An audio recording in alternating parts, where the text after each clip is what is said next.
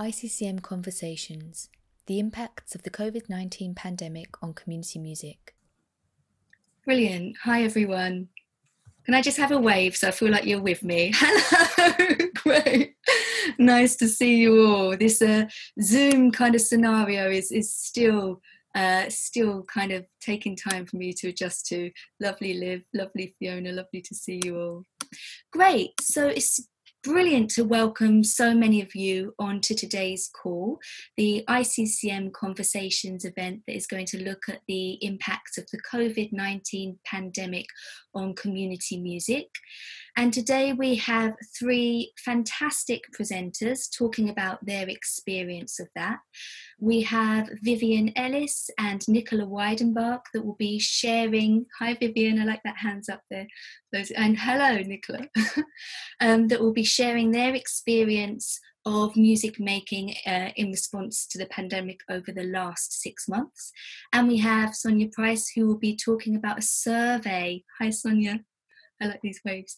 That was conducted of music leaders' experiences of that work over the last few months. I think that's right, Sonia, correct me if I'm wrong. Great, I'm getting the nod. I think we should get started now. So I would love to welcome Nicola Wydenbach, who is the Director of Training for the Sing to Beat Parkinson's programme. She's going to be sharing some of her freelance vocal practitioner experience over the last coming months in response to the pandemic. And without further ado, I'd like to welcome Nicola. Thank you very much, Jo. So as well as my hat for Director of Training for Sing to Beat Parkinson's, I run 2 groups with people with Parkinson's, and I also work with people with mental health. So I'm going to talk about my mental health choir and my Parkinson's groups as well, and then also what we've done about training with Sing to Beat Parkinson's as a response to COVID-19. So I'm just going to share my screen. So let's hope this all works. It did 2 minutes ago, but you never know. Let's do that. Here we go. So I'm going to first talk about the Mind and Soul Community Choir. So the Mind and Soul Community Choir is a mental health choir that's actually based at a mental health hospital. So if you know South London, it's at Denmark Hill in the Maudsley, which is part of the SLAM, which is the South London and Maudsley Trust. SLAM has a representation across South East London, but it also has a national reach. So for certain specialities like anorexia and food disorders, it will be a national reach. The choir's been running for 13 years. We are quite unusual because we work over 40 weeks a year. We have about 100 people registered to the group, but it is a drop-in group, so we don't actually always know who comes in the door. So because it's for service users, i.e. people with mental health issues, family and staff, people can literally walk in off the wards. So sometimes they'll come in and actually in their pyjamas straight off the wards. And on average, we get about 30 to 40 people in a week. Now, lockdown happens, I think, March the 23rd, if I've got my dates right. But we actually took the decision, because of being in a hospital, and obviously the hospital had guidelines, we actually stopped. And my first concern as a leader was very much about people with mental health suddenly having all their support networks taken off them. So before working out all this beautiful tech that we all know, Zoom, Skype, all these different platforms, I just started delivering videos on a YouTube channel, because my first concern, I think we stopped the rehearsals on a Monday. We decided to stop on a Monday, and I wanted to make sure that they still had their regular Wednesday rehearsals. So I uploaded them to a YouTube channel. And then I also kind of considered very quickly, how can we connect within the problems with, don't know who everyone is, it's a drop-in group, who's going to see it? So I just sent out I registered a new email address, popped that on my videos, and then gave people tasks, asked them to just say hello. And so I kind of formed a basis of communicating with them quite quickly. And then my next kind of consideration was actually, how do we finance all this? Because we often work by donations. We sometimes get paid for performances because we are a performing choir. We've performed at the Opera House, Southwark, South Bank, various places like that. And we are lucky to be paid sometimes for those performances. And I just didn't want the committee, who are made up of service users, to be concerned. So I did a big round of bids, and luckily we were very successful. I got a couple of bids from Southwark County Council, the London Community Foundation, and then Henry Surtees Foundation was an existing bid that they've allowed us to reuse the funds. So we've taken the pressure off financially of the choir as well. That was something else that I was very concerned about. But of course, I don't know about you, but I thought this might all be over by June, she says naively, haha. So in May, we kind of thought, well, maybe we should start looking at some delivery of live online sessions. And we decided to do it by Facebook. I'll explain why in a few moments on the next slide. And then luckily, if you're a Facebook user, they have converted that to Facebook Rooms, which is very similar to Zoom, with slightly less functionality. But we've been delivering some live sessions weekly in our normal slot. So I'm still doing YouTube videos for those that don't have the tech, and then obviously into live. I'm going quite quickly because I know I've got some time constraints. So what we did is, with the fundraising, I managed to redesign the web page so that you just have to click on that big arrow on my face. So people who aren't that tech savvy can very, very, very quickly get in and see the YouTube videos, because I just was concerned about people's abilities. And then this is just a snapshot of one of our live sessions. Notice mainly ladies are coming into the Facebook Rooms. Although last night I did a session and a gentleman did come in, just to ruin my presentation today. But I wonder if that's an interesting thing to think about in the future. So these are the main things that I found, and I'm sure Vivien, with her group, who actually is in the same borough as we are, and I think we sometimes have some similar members as well. The big thing is the tech poverty. And when I talk about tech poverty, it isn't just not being able to use the tech, it's also the ability to fund that tech. So, and some of my members, because we're in Denmark Hill, Southwark, really sit in both those camps. So some of the fundraising that we did do, we used to buy new devices and for data to help them to get online. But of course, it's with all the isolation, when you couldn't be in the same room with people, it was really hard. How do you explain to someone on the phone how to do it? And some people, it was just too bigger issue. So some members have decided not to join. And of course, anxiety levels. I mean, it's an obvious thing to say. I'm sure you have all been through anxiety issues during this time of various ways. And I'm dealing with a demographic that already have a high level of anxiety. So as I said, we tried to make things as easy as possible, which is why, even though we're doing a live session now, I still am uploading YouTube videos for those that really cannot access that. And you might also ask the question, why not Zoom?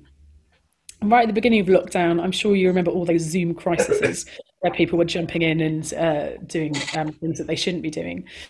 And Slam, the trust that we're kind of based off, banned it because they just, when they were talking to clients and service users, they just didn't think it was secure enough. So we very much stayed with not going on to Zoom. And also I kind of mentioned that we're a drop-in session, as we don't always know who we've had in sessions. So opening up a link that was really open just felt very insecure. And we had, why the Facebook pages worked for us so brilliantly is the committee are the administrators on it. So even if you've only been to the session once, you can be on this Facebook page, and we've got about 100 members. So it just feels a little bit more secure within the demographic that we're working with. And we very, very briefly, a few weeks about coming into a live session, returning live, but obviously with all the issues that have happened in the last few weeks, we've decided not to. But to keep up some interest, we're changing it up, and we're working in partnership with Bath by university to have a trainee practitioner with us, which is really exciting to see how that changes. We've also done some creative things online. So as I said to you, we have a Facebook page. I was able to contact people via announcing the emails on the YouTube channel, and I was obviously talking to people live. And so in the summer term, I asked them about silver linings. What was the benefits of having some time out to not necessarily be at work, to be at home? And so we collected all that together, and I've actually set this to music, and it's, when we do meet in person, this will be the first song that we do. And we're doing a similar about journeys this autumn. So that's my Mind and Soul choir. I'm going to show you a slightly difference with my Parkinson's choir. So I run 2 Parkinson's choirs as part of the Sing to Beat Parkinson's network. I run one, again, hilariously, this is in a hospital in King's College Hospital, which, if you know South London, Denmark Hill again is literally opposite the Maudsley. So there was a point in my life where I went to Denmark Hill very regularly, not so much now. And I then run one in Pimlico as well. I run those fortnightly, whereas the Mind and Soul I run weekly, and we have about 45 people registered for both of those groups, so 45 each group. And because of people's conditions, not everyone can make it all the time, so we had about an average of 20 to 30 fortnightly in each of the groups. Similar, I went straight into delivering and uploading videos on YouTube. Again, registered an email address, and again did the same thing. I got some some money from various foundations, and I also made my son do a sponsored bike ride, so I thought in lockdown he could be useful. So we've again secured financial, so that there's no worry for anyone on the committee or any of the members. But interesting enough, with the Mind and Soul choir, we do have a core of people still joining us on Facebook rooms, but the YouTube video membership has slightly gone down. It was about 60 were viewing a week, and now it's about 40. Whereas with the Pimlico YouTube videos, they are well over 100 views. It's about an average of 85, but a lot of them are well over 100. And so this is just the YouTube channel for them. What's been very interesting about those, and because they've been able to connect with me via emails, I've had emails of people with Parkinson's who've said, I've not been able to come to your group before, I've heard of it, really been intrigued, but because of the physical nature, I haven't been able to connect. So people who hadn't been able to access before are now able to access it.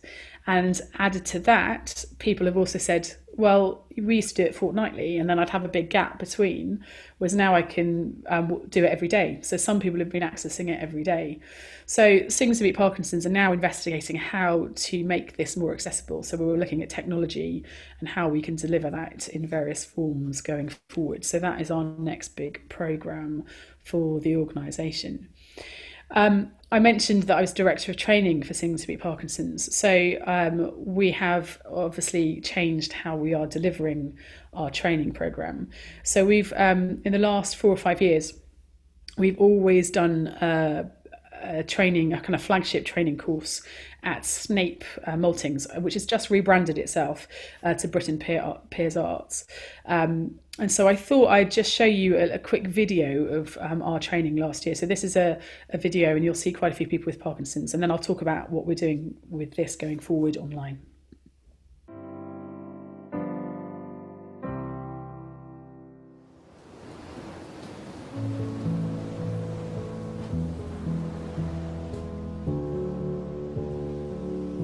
We're at Snape Maltings in beautiful Suffolk, and we are running a training for musicians on behalf of Sing to Beat Parkinson's.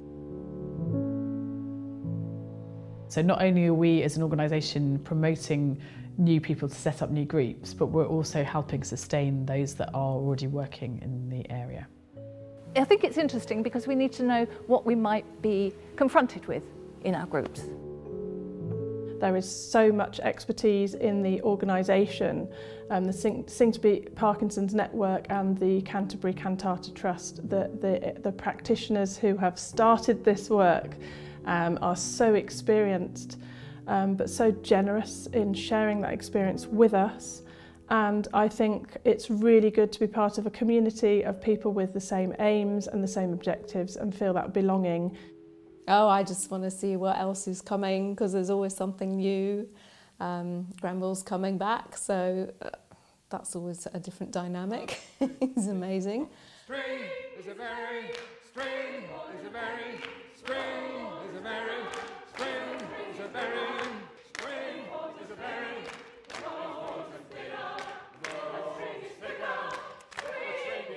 The stuff you go through, the warm-up exercises, the singing, the movement, it does just make you feel very good.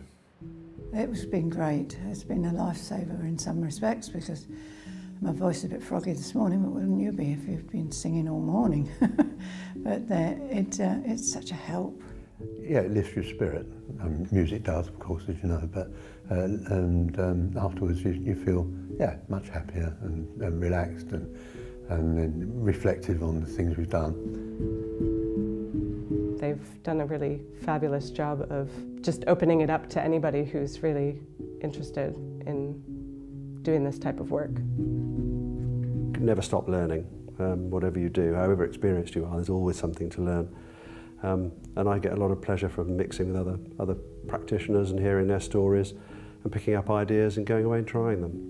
We've got to change the world. I mean, the world needs changing, and you know, if in any aspect of life, I mean, you can't be static in any way. So people want to change the society around us. So this is part of that change, and it's incremental, but it's happening, you know.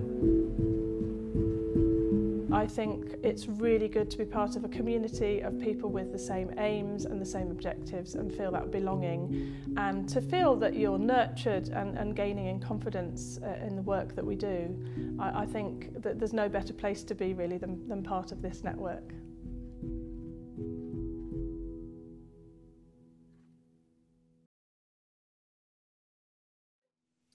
So we've realised that actually, although that's we're going to keep the flagship at Britain Peers Arts, we've decided not to run it in the beginning of this year, just because financially, I'm just not sure if it's the right thing to do. So we made the decision, but we've also decided ongoing that actually, as you know, there's. I haven't looked at the numbers, but there's at least 50 of us on the call today, how accessible actually Zoom training and Zoom webinars are, especially for freelance musicians. So ongoing, we are going to always deliver a version of our training online, just because it's more accessible to people, and then always have the flagship. So we've tried, via lockdown, we've made a big decision and a big change in our training programme.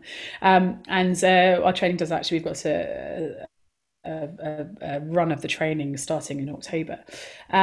So I'm going to stop sharing my screen and say thank you very much for letting me have the time to speak, and I'm going to hand over to Vivien, I think, now, and I'm bang on time. I'm a few minutes over. I apologise, sorry. Nicola, that was wonderful. Thank you so much for sharing that experience. Yeah, and I can see some people giving you some virtual applause there. Thank you. Yeah, Vivien. If we could hand over to Vivien now. Vivien's an associate of the Sydney DeHaan Research Centre for Arts and Health, and also a singing leader at the Dragon Cafe. And Vivien, if you could, share your experiences, please.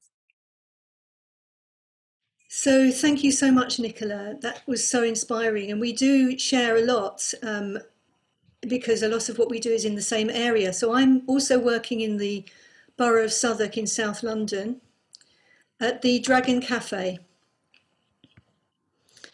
where I lead the Dragon Cafe singing group as part of the Dragon Cafe is a cafe for social community arts, relaxed social community arts, which meets every Monday up until the lockdown in March. So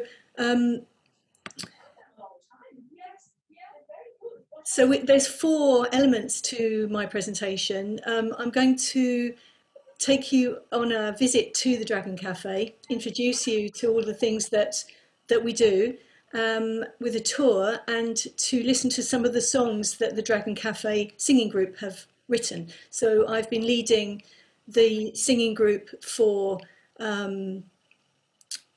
since January 2013, and we've written many songs. I'm also, towards the end of the presentation, going to talk about what we've been doing online and the aspects of the case study that I've written about our group, and also some of the songs that we're writing or have been writing during lockdown.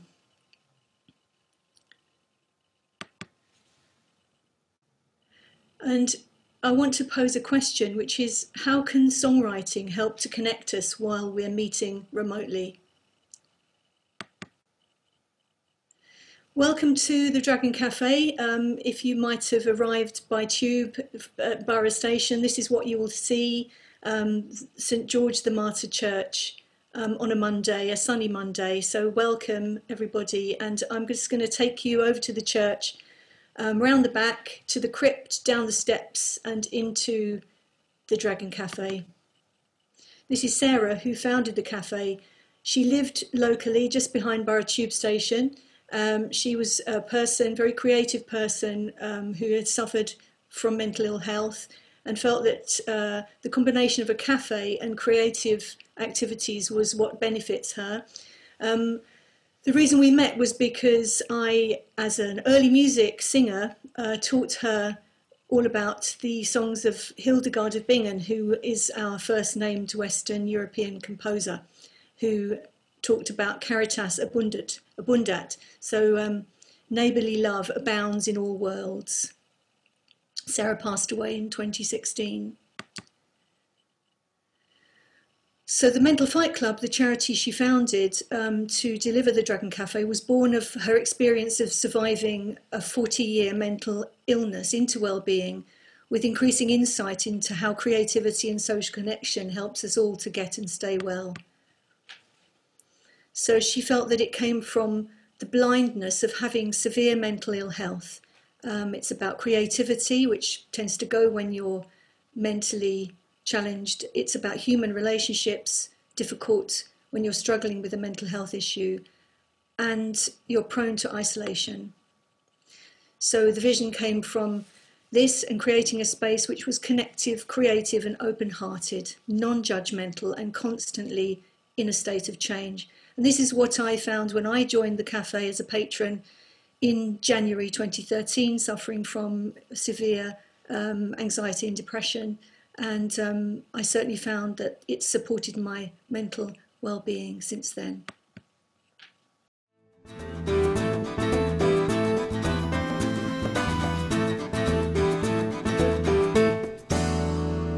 When stars go down in cold London town, we're into the season of blue.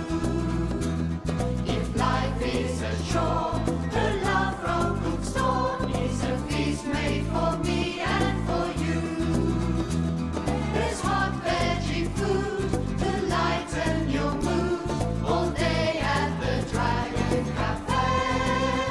So sit and be still when you've had your fill to drive the cold winter away, away. To drive the cold winter away, away. To drive the cold winter away. The art activities happen all day. The cafe opens every Monday at 12 midday, closes at 8:30. It's delivered by a group of 50 volunteers and a small staff team. The activities, the theme of the cafe and the exhibition changes every week, and it's a pop-up. So it's a completely empty space first thing on a Monday, and everything is popped up. A whole variety of activities.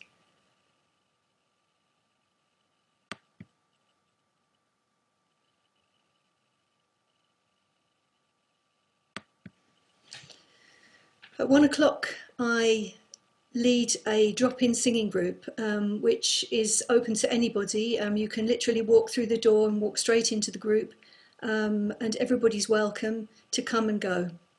And this is in a very busy, lively environment nearby to the cafe tables, the kitchen, the art space. It's very noisy and lively. On this particular day, I don't know if you can see in the right-hand side of the screen, Professor Stephen Clift came with a group of students. He would come often with students of public health to spend the day at the cafe with us.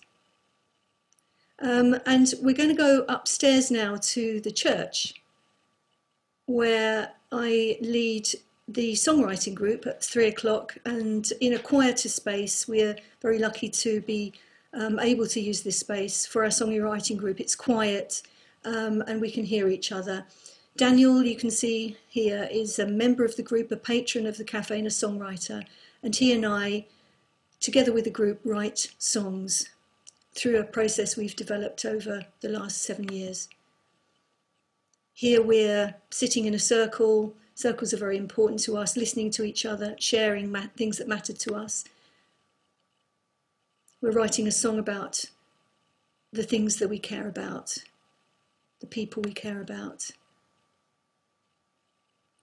Amanda's grandfather's medals from the First World War, a Bible that Daniel's father gave him.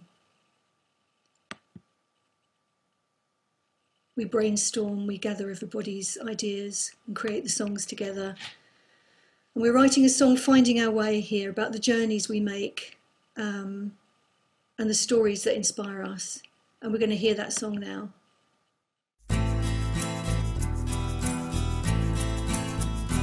We were children of descendants, fairy tales are always told. Slaves of desperation, never going to the banquet, the statue we all played. No, no, no, somehow I found you, and somehow you found me. We're finding our way now, we're each step, finding our way.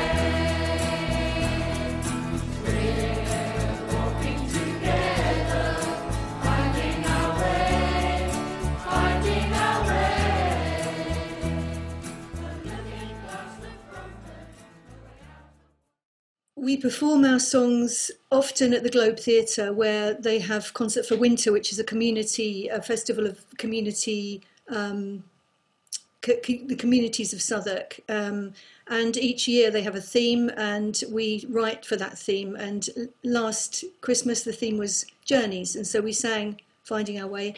And this is a performance we did at the Globe most recently, where the theme was Roots, and this is our song, Roots.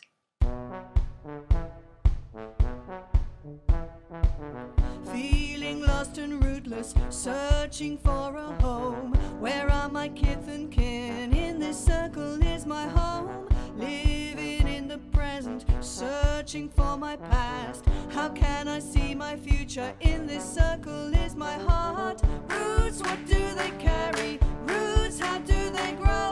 Roots can tell our story. How deep do they go? Roots, what do they carry? Roots, how do they grow?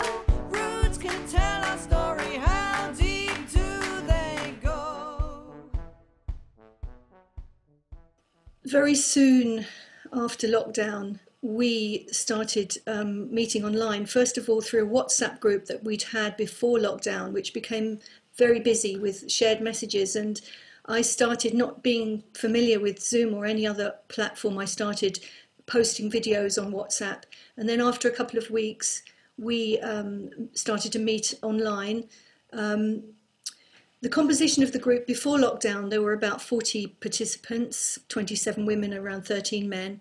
Around 22 people visited every week. And it was obvious to me that we should not stop, but we should meet. So we started meeting immediately, holding that space. And we were supported by the charity's managing director, who was the co-host of the session. And it's been very, very obvious that it's supported everybody's well-being. And the social connection has been the most important thing. One of the questions of the study was what's been the impacts on us? I became a care worker before lockdown, and that's what I've done a great deal of, but on Mondays, running my Zoom singing groups. It's free to participate, and here is some of the responses right from the beginning of the pandemic.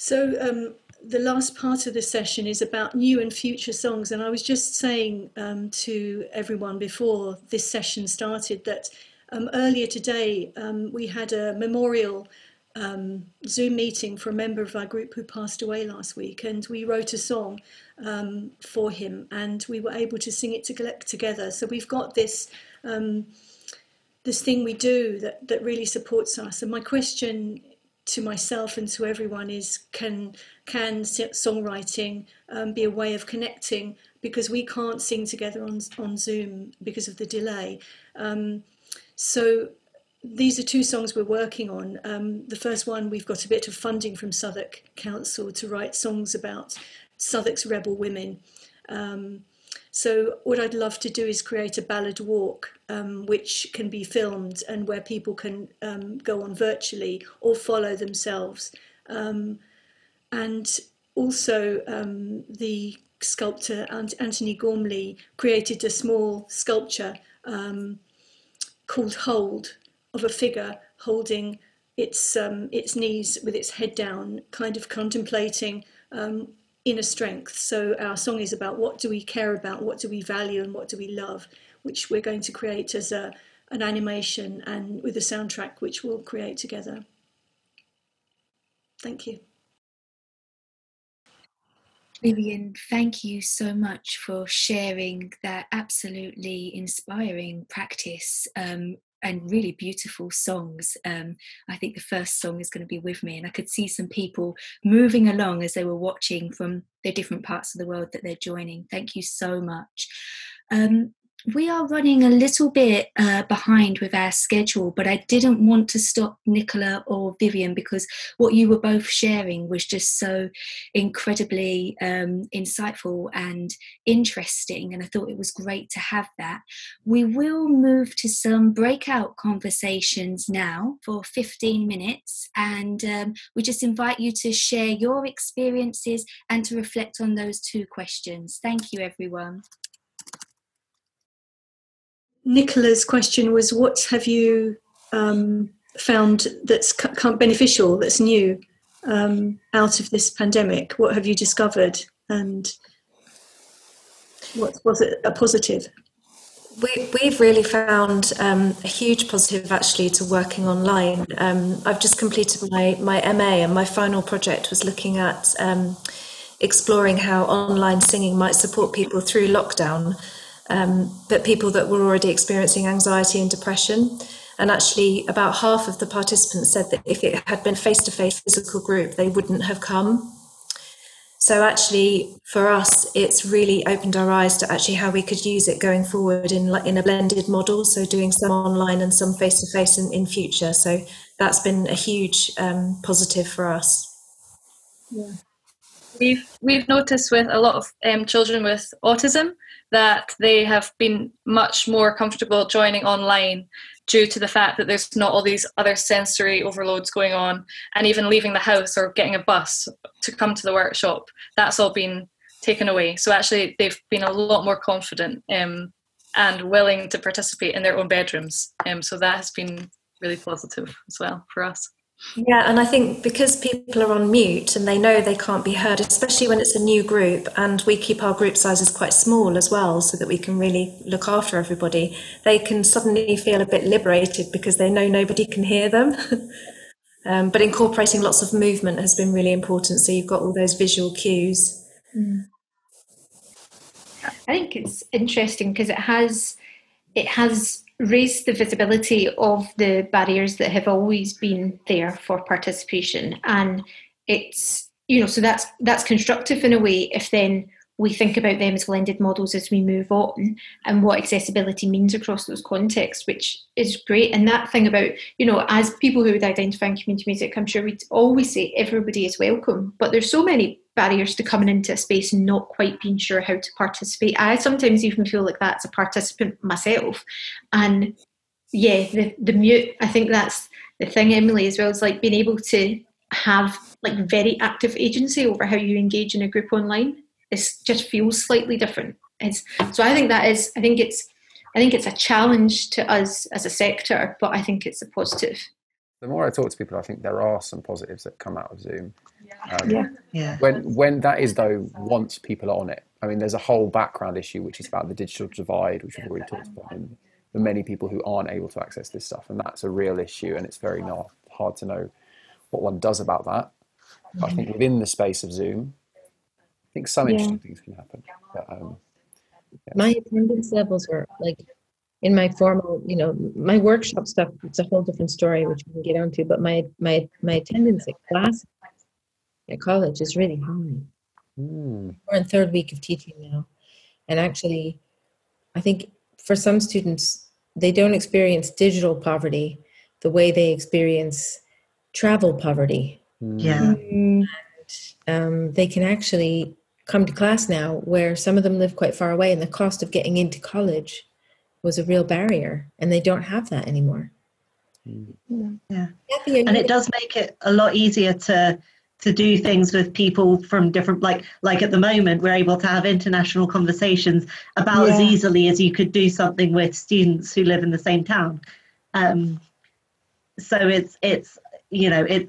it's harder for local things, but everything else is as easy as local things. So it opens up conversations that wouldn't have happened otherwise. I would second that as well. I've certainly found myself talking to people that I would have never spoken to before, just because they're not in my precise sector or my precise geographical location, but we find ourselves in spaces like this, like we're all here today, and you end up hearing about and discussing different perspectives and ways of working. It's actually been quite grounding to have that broader perspective on how people are reacting to, participatory creativity in the broadest sense. I feel like there's so many different perspectives and opinions and different, just a wider knowledge of all these different questions that we have going on, and we can kind of tap into other people's experiences from across the globe, whereas before you could still do it like this setting, but people weren't as confident or as comfortable to do it, whereas this situation's kind of propelled us all to make the best out of the situation and to meet these new people, which has been really, really good. I do agree with that. I think I put on a whole series of seminars at the college, and there's something that just knowing it's going to be on Zoom, and it's not a question of whether it's going to be some live or on Zoom. We do it synchronously. It's live on Zoom, but it's not it's not in person. But you are in person because we're all, you know what I mean? Yeah. It's like a mind blow. And but suddenly I'm like, oh, I've got a colleague in California, or I've got a colleague in New York. I'm in Edinburgh, by the way. But so it's like the restrictions are gone. Yeah. It's just as simple as calling. So I'm calling people from all over, and I can still pay them the same little fee of 100 quid and not have to worry about the travel costs and the climate costs. And so there's a kind of liberation in that I really, James, and we all talked about, Francis and talked about it as well. It's really quite nice. So I'm in Australia, and it's pretty late for me. I'm primarily a researcher now, although I was a musician for a long time and worked in the UK as an educator. So it is hard to think of positives, and a lot of the community musicians that I work with have just stopped, especially older people who run, for example, as a swing band that's local to me, run by older guys who are predominantly ex-mining, working class, and they just aren't doing it till it's really safe. But on the positive side, because I also work research into creative aging, so as people get older, their access to music, developing things online. So it was really great to see the songwriting just now, because we just developed a songwriting course online, and it means that we can now develop things. Well, people no longer say, oh, we can't do it with technology, because you just have to. So we can now reach people who in Australia, which is a huge country, are more remote and can't normally access anything, or are frailer, so they can't get out of the house, but they have someone who can support them to get on an iPad or whatever. So that's the positive that I'm taking out of it. We're really hunting for the positives. I mean, there are ones to be found. One is that at this kind of event and other kind of conferences and so on, the attendance rates have really gone up. A lot more people are talking about their practice, a lot more people are networking and sharing, and also it's a lot more internationalization of those conversations now. That's kind of one positive. Another positive is that students aren't having to travel. And we run courses that people come to us from all over the world, but actually doing them online, it's environmentally great. It's much cheaper for the students. But, there's significant losses as well. But those that kind of networking that's going on at the moment, I think, is a real benefit, and I hope we don't lose that. But the loss of actual music making together in an disinhibited or uninhibited way, is the best word, with others is a real loss. And I think, Tim, just off the back of that, one of the challenges is that in this kind of networking, and I've been able to join conferences and events like this that I wouldn't have been able to ordinarily, but the thing that we kind of lose and haven't quite worked out yet, I think, is the less formal parts of that. I know from some conferences I've been to, I spent more time in the bar or the coffee shop than in the room, having really interesting conversations. And I'm not sure, these breakout rooms are great, but how we kind of replicate that in this virtual space is tricky still, isn't it, at the moment? Yeah, it's really hard because you can't move into the one-on-one conversation. You can't fluidly move conversations. Yeah. In the way you have to establish them, they become formalized. Yeah, absolutely. That's a major loss. Bernard, do you want to? Yeah. Well, actually, when you were talking about these kind of conferences that people can come to, and you were saying, it's harder to have those kind of informal, fluid chats moving around. Well, in a way, sometimes, I'm feeling a bit shy. It's nice to have a formal thing like this, just like formally put me in a room with 4 other people, and it feels, I feel like you're not all going to walk away, that kind of thing. But another positive that's come out is that we've had a bit more access to our teachers, because we sing music from Georgia in the Caucasus, and so it's been much easier to actually encourage teachers from Georgia to come online and teach us songs. They don't have to fly over to England, or we don't have to fly over there. So that's also another nice little positive. And we've also been able to meet up with other groups who are singing Georgian in other countries. So we've been able to meet up. It's something that in theory, we could have been doing that anyway, but this has just helped us discover that's always been available to us, really. Absolutely. And one of the things I'm involved in is improvised comedy and performing that, and we're working with tutors from America. 3 or 4 of my mates were meant to be over there now, as it happens, and we're working with tutors on Zoom, working with all of us, which is very bizarre, prancing around in your house on your own, but also brilliant. And I think that thing that you said as well about being put into these groups, it's a way of speaking to people who, the danger of going to a conference and having a conversation in a corner is, if you're not careful, you have the conversations with the same people each time you go. And you get to meet more people this way, certainly. Has anyone done any creating of new, the talk was about songwriting, wasn't it? Any new creating of music with people over Zoom or these distanced ways of working? Well, my choir, we've created a virtual video of a song. So each person was listening along to me singing, and they were singing their part, and then I put them all together. So they, I was able to show that to the choir. So we kind of felt like we were together in that kind of way. We've been doing a lot of songwriting with the charity I work for called Paragon Music, who do music and dance workshops for additional support need kids and adults. And very quickly, when the pandemic was announced and lockdown was announced, we went into online Zoom calls, and we've been doing lots of songwriting with them every week on a Saturday morning.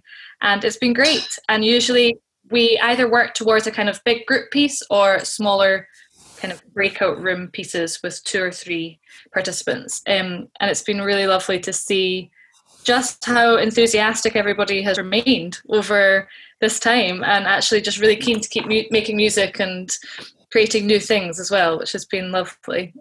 Even though at the start I was kind of thinking, oh, I don't know how we're going to do it on Zoom, but actually it's worked really well. I don't know if anyone else has been doing any songwriting things.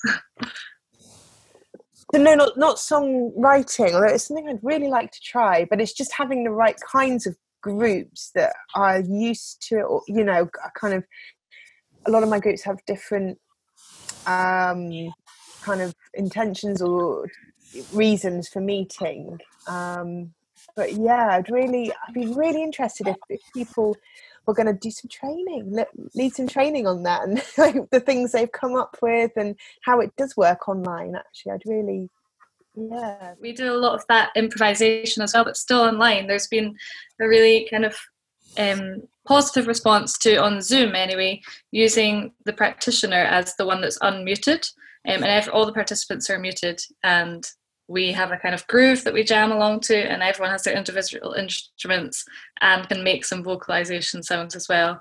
And it's nice to see the visual aspect of a jam and improvisation, not necessarily the kind of sounds coming out, but the visual that everyone is definitely jamming along. It's been really nice. And then also to have a bit of fun with unmuting and just go with whatever happens. Do you record your improvisation and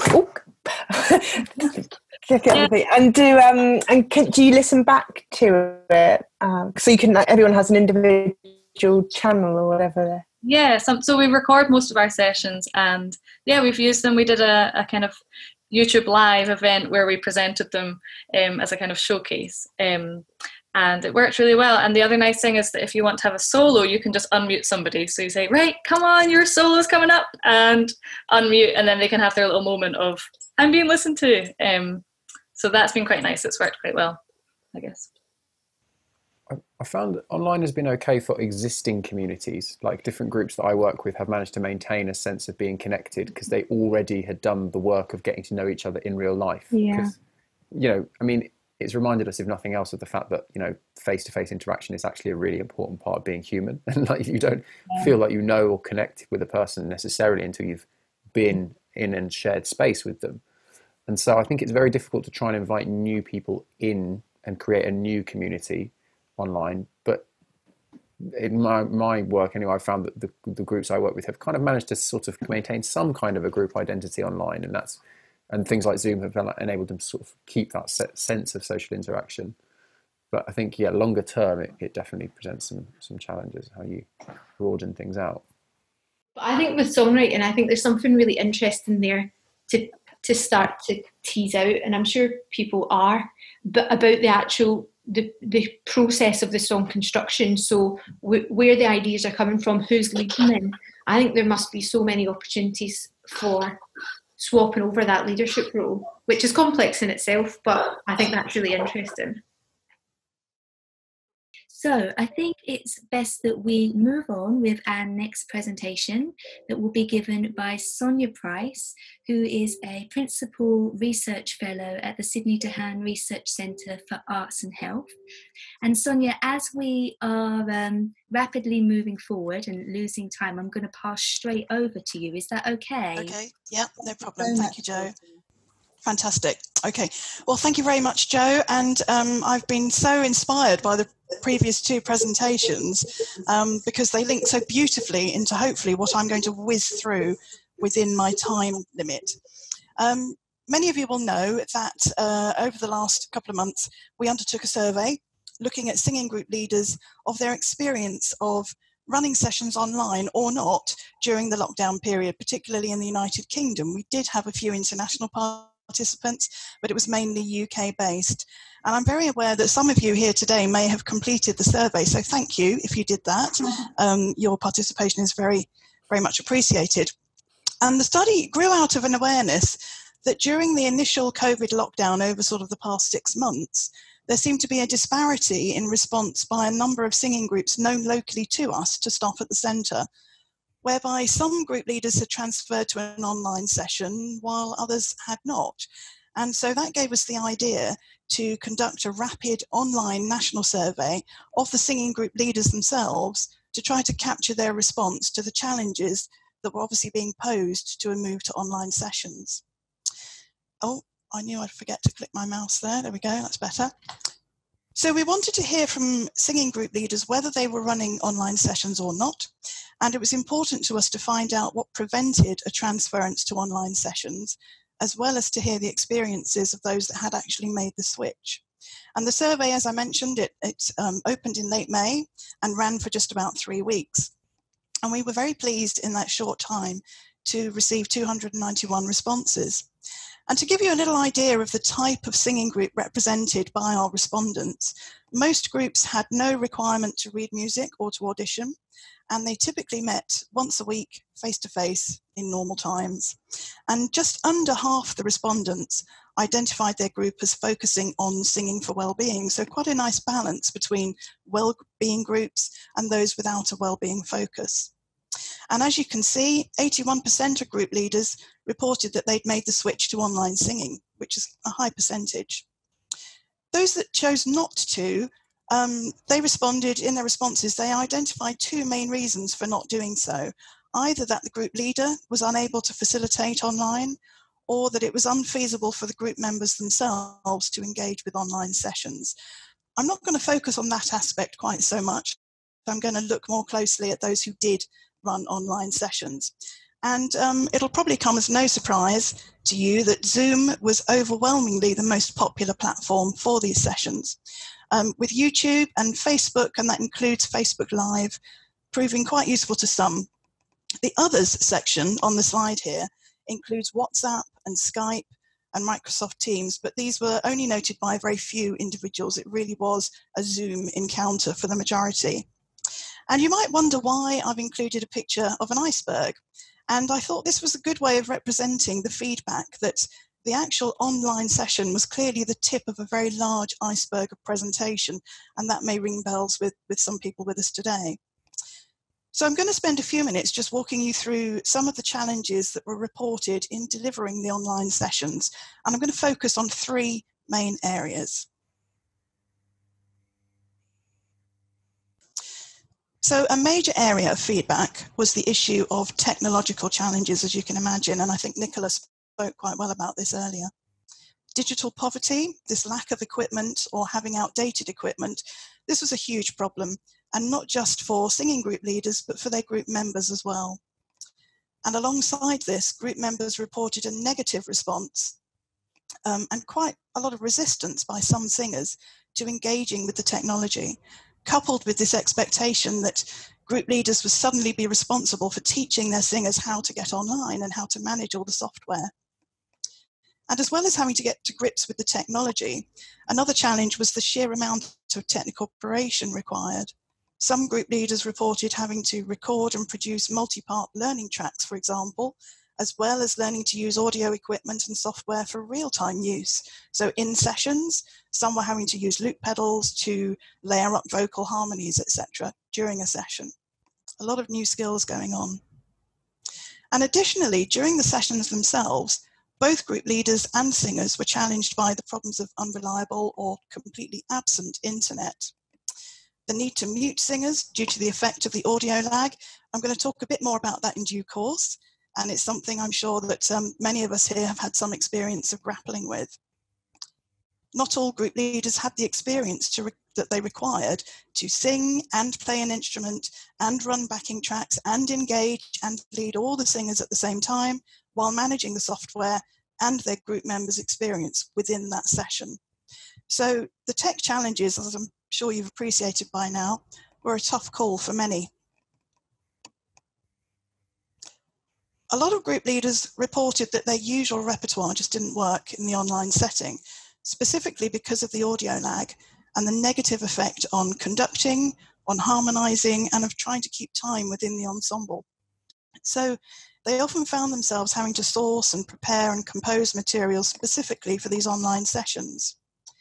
In addition, some found it very difficult to teach new material because of the lack of real-time feedback. These things that as choir leaders we rely on when we encourage and respond to our group's needs, and we use them to gauge how well they're responding to our direction, these cues were completely absent. So many group leaders resorted to using more simplified material, well-known unison songs, or avoiding trying to teach new harmonies or complicated melodies. And it goes without saying, really, that the experience was a completely different environment to normal face-to-face sessions. The singers and group leaders found themselves in a situation where they couldn't hear anybody else sing, but they could hear themselves sing. And for some singers, this was clearly quite shocking. And group leaders reported that it promoted vocal timidity, which of course then undid the point of the session, and in fact led to some singers dropping out. And the need to mute everybody because of the audio lag meant that the singing itself became quite a solo experience, wasn't encouraging for everybody, and it was pretty lonely for some participants. What struck us as we analysed the feedback was that group leaders were quite emotive in reporting the personal challenges they faced during this time. They described a profound change in their sense of identity, recognising that their role had shifted from a creative musical professional to, as one described it brilliantly, a glorified disc jockey. And they reported an overwhelming sense of responsibility, that it had suddenly become their job to replicate the face-to-face sessions online and to ensure that everybody enjoyed it, having to work extra hard to persuade others that this was fun and worthwhile. And the difficulties that they encountered in doing so prompted feelings of being useless, feeling disappointed, and for some an overwhelming sadness at not being able to provide what their groups wanted. In particular, many felt that they were letting their group down because they couldn't compete with the lockdown collaborations. You may have seen these, popular on YouTube and produced by professional choirs, which had led to an expectation by their own group members that they would suddenly and magically be able to replicate this themselves. Many experienced considerable financial difficulties with unexpected outlay for hardware and software, and this of course combined with, for some, a significant loss of income. Some group leaders continued to receive their usual fee, but many received either a reduced fee or no fee at all. So you may be wondering at this point if there was anything positive in the data that we received, and I'm happy to report that there was. Despite all the aforementioned challenges, singing group leaders were very keen to expound the value of running online sessions, particularly, and Vivien and Nicola both made reference to this, particularly the ability to check in on members' well-being and to see the friendships that blossomed in this new paradigm. And they appreciated very much the way their group members started to look out for each other, particularly the vulnerable group members online, in a different way that they had in face-to-face sessions. For some people, this was their only contact with the outside world, and sessions provided a safe outlet for emotion, a place that they could share laughter, but also share sadness and anxiety over the changes that were occurring around them. Despite my earlier reference to vocal timidity, some group leaders reported that singers experienced vocal freedom and confidence to sing out in a way that they hadn't before, because they were muted and nobody could hear them, so they didn't care. For many, the ability to meet together and sing promoted some semblance of normality in an otherwise topsy-turvy environment. And of course, being able to record the sessions, and I know that Nicola used this particularly, recording the sessions and making them available later on, assisted those living with conditions like dementia, for example, but also those who were just not able to join in real time. And since no venue or travelling was required for these online sessions, some leaders had actually reduced their financial costs. What was particularly interesting to see were the plans by many group leaders to try to incorporate incorporate an online presence in their future face-to-face sessions. And they saw this as something sustainable, that they would be able to continue and encourage those who couldn't physically attend in future sessions to still engage with and feel part of their singing group. So I tried to do the impossible and summarize a whole research study in 5 words.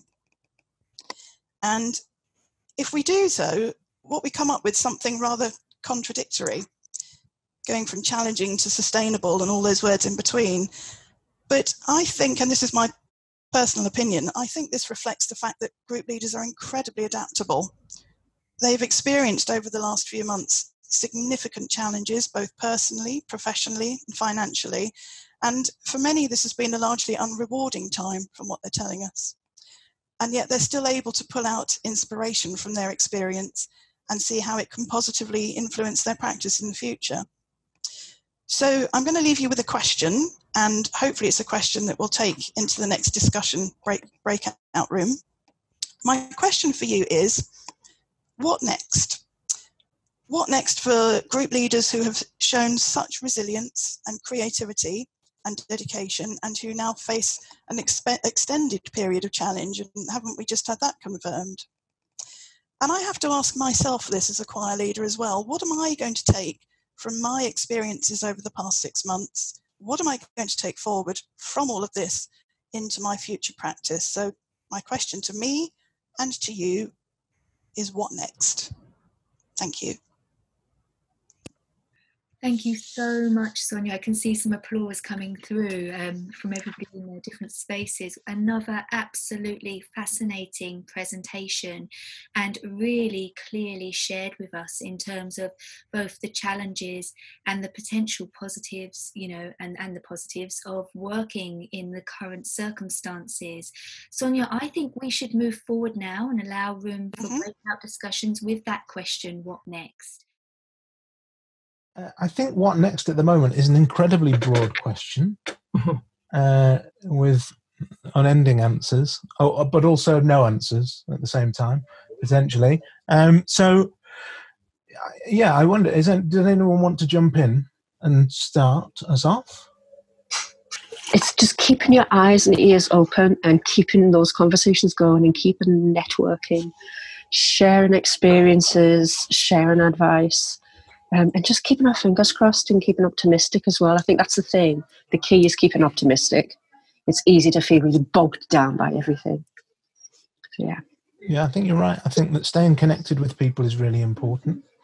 And finding ways in, I'm sure, Carol, I'm sure we're probably in various of the same Facebook groups, probably, with it. I'm in a couple of early years ones still, and just seeing what other people are up to and how they're interpreting the latest guidance. And listen, I'm on the exec of the Musicians Union, so just staying in the loop of what's going on with different people and seeing what we can do because actually I think it's going to keep changing. I think certainly in the UK, and I know, Helen, you're not in the UK, but I guess it's a similar movable feast in a lot of ways, with what we're able to do and what we're allowed to do changing as we go along.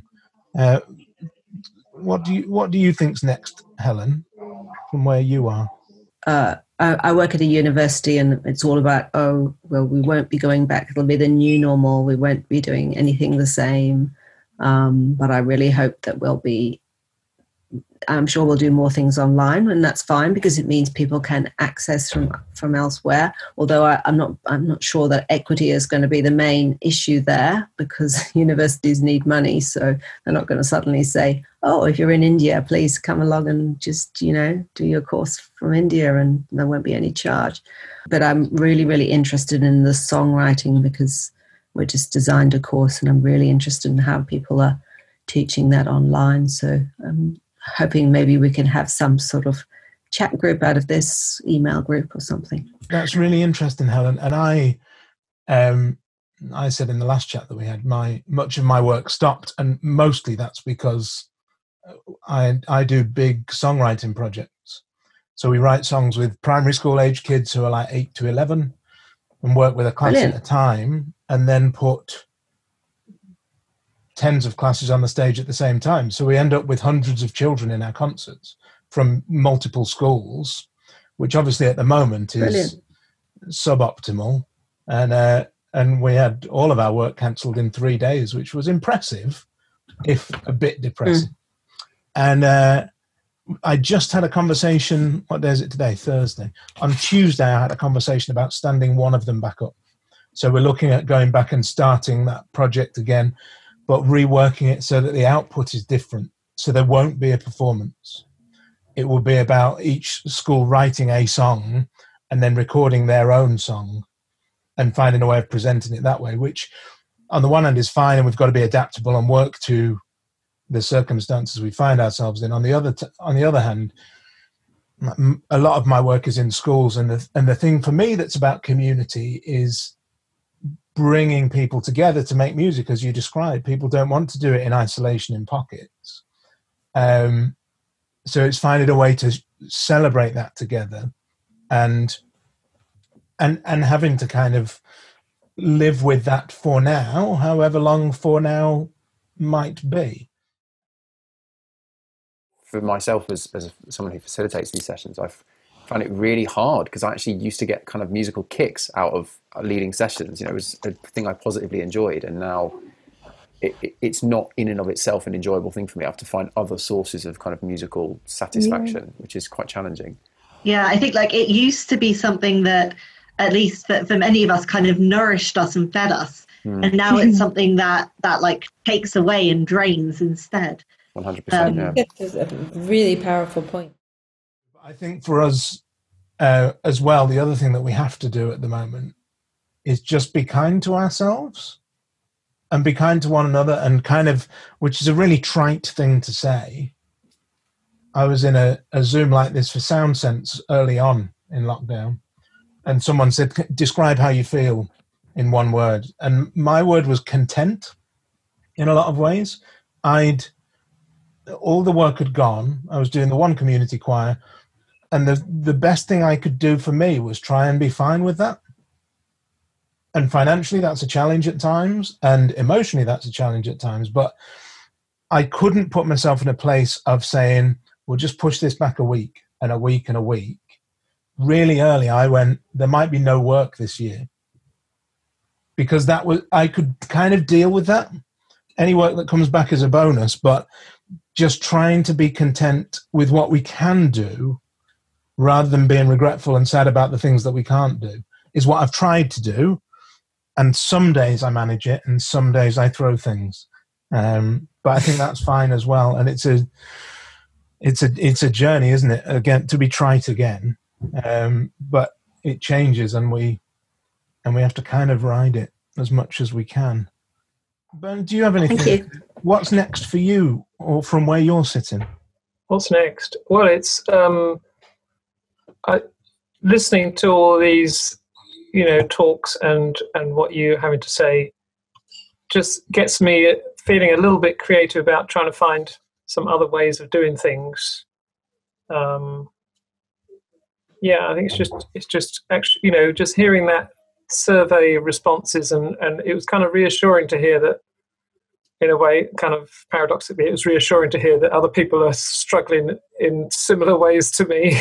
It's like, oh God, I've got to make sure everyone enjoys this, or something, or convince them that it's worth singing in Zoom or whatever, or not, Like, I mean, we don't actually, we don't write songs we sing existing songs, but when you're saying, oh, how are you going to write songs together? I was thinking, well, what could that mean for us? Could that mean, how are we going to arrange the songs a bit differently or something, So I'm just kind of toying with that idea at the moment. How can I get the individuals to be more, giving more creative input in a different kind of way to the way they usually do, I suppose. Yeah, that's really, and as soon as you said what you did about feeling the responsibility, because in community music settings, a lot of us necessarily adopt the position of being a leader of a group. You know, and I'm in pretty much all of my community music projects, I stand at the group and I'm the expert in inverted commas. And when we do that, when we go into that space, whether it's on Zoom or physically, there's a lot of pressure on us to be fine with everything. People want to feel like everything's okay. And to go back to the almost the Facebook groups, Carol, that I was talking about before, some of it's about having a space to go, I'm not okay today. Because I can't really turn to my community choir and say, this is really hard. Because it's really hard for them as well. And they need me to say, come on, let's have a sing. You'll feel better by the end, which often I do as well.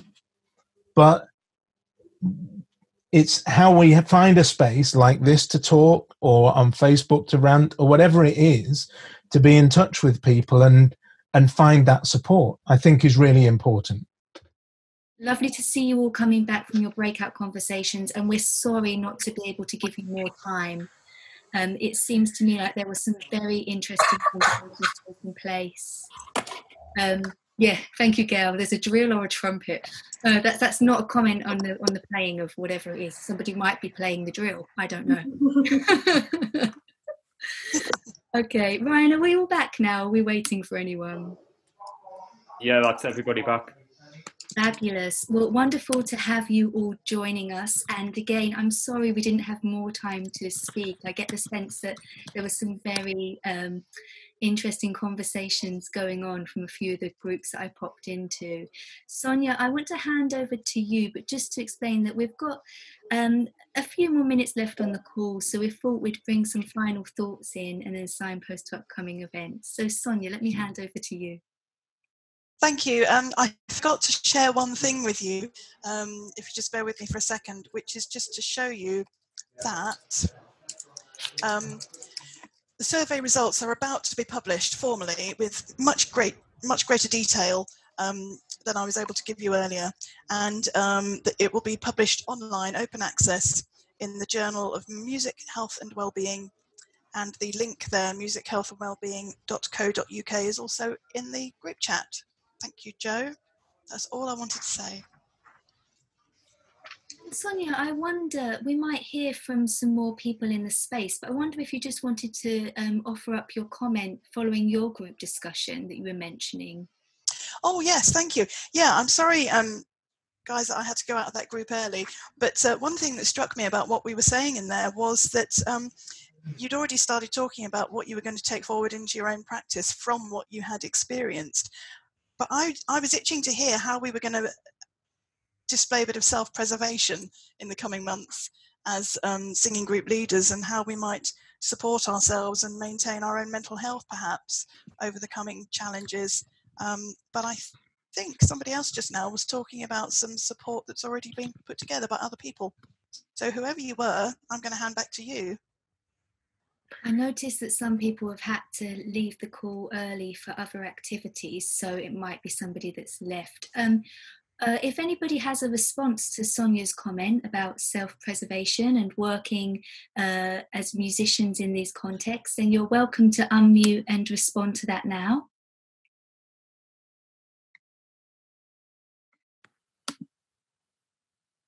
Okay, in that case, Vivien, can I pass to you to, we can talk about. Yes, I wanted to say that in our group, Emily Fawkes in Cornwall had some things to say about a support network that she's setting up, and perhaps she can share that with us. I can do that quickly if that's okay. So you might have heard that we're in the process of setting up a Singing for Health network, and actually hopefully quite soon with the help of Sonia. Hi Sonia, lovely to see you. So the whole aim of the Singing for Health network is to bridge research and practice, but it's also to facilitate networking and sharing and collaboration. And so the survey is really seeking to find out what practitioners would like from the network. How can we best support? Is that through setting up networking events? Is it through providing resources, training opportunities? So please look out for the Singing for Health network on Facebook. You can follow us. and there will be a survey coming out very soon, hopefully. Thank you, Sonia. Very soon. We're coming towards the end of the call, and I'm really glad that we've been able to have some discussion about different experiences taking place over the last 6 months in response to the pandemic. And there will be a special issue of the International Journal of Community Music connected with this.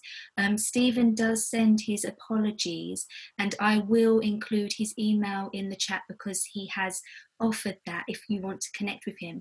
But Lee, can I welcome you onto the call to speak briefly about hi everybody. The International Journal of Community Music, which I hope that you're all familiar with, it's in its 13th year now, but and we've commissioned a special issue of the journal to respond to this very subject. In fact, this conversation, the ICCM conversation, comes about through the discussion of this journal issue, and this is the beginnings of it. So we know that there's people on the call who are looking to contribute to that, and the invitation is open if you want to contribute to this particular issue. If you go onto the website, the International Journal of Community Music website on Intellect Publishing, you'll see what the journal's about, what it stands for, and etc. So you can have a look at that then. And Stephen Clift, we're very happy, is guest editor on this. And so if you're interested in submitting to that, if you communicate with him directly, and then there is obviously a peer review process and all the rest of it, as you might expect on a journal like this. But we're really excited that, as well as having these conversations, we can amplify this discussion through this type of publication. So we really would like you to get involved if you wish to. Thank you very much. Thank you so much, Lee, and thank you all for joining us today for this conversation. I'd just like to take this opportunity to signpost you to our next online event that you might be interested in joining. That event will take place next Friday, the 2nd of October. I can't quite believe that we are almost in October already. And that is an ICCM Presents event, which is exploring racial justice and music through the Gahu project. That will be led by a Canadian project team from Wilfrid Laurier University in Waterloo, Ontario. The link to our upcoming events has just been posted into the chat. It's really set to be an interesting event with several speakers, again, sharing their experiences of working towards racial justice through music making. So please do check that out and our other events in the future.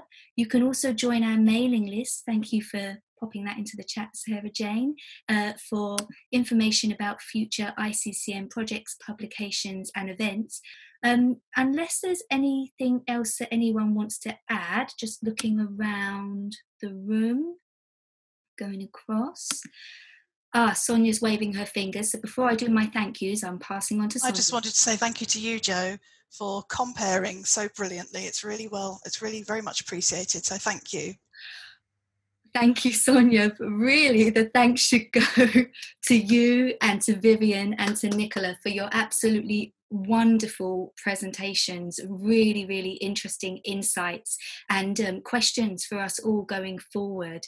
And I want to thank all of the team that have made this possible from ICCM today for the behind the scenes work. So thank you, everybody. And I think we can, if I'm right, thank you so much, Vivien. Thank you so much, Sonia. We can now leave the call. Bye, everybody. If you're on the ICCM team or you're Sonia and Vivien and you want to hang on for 2 minutes, you're welcome to. If not, I will see you next time. Bye, everyone.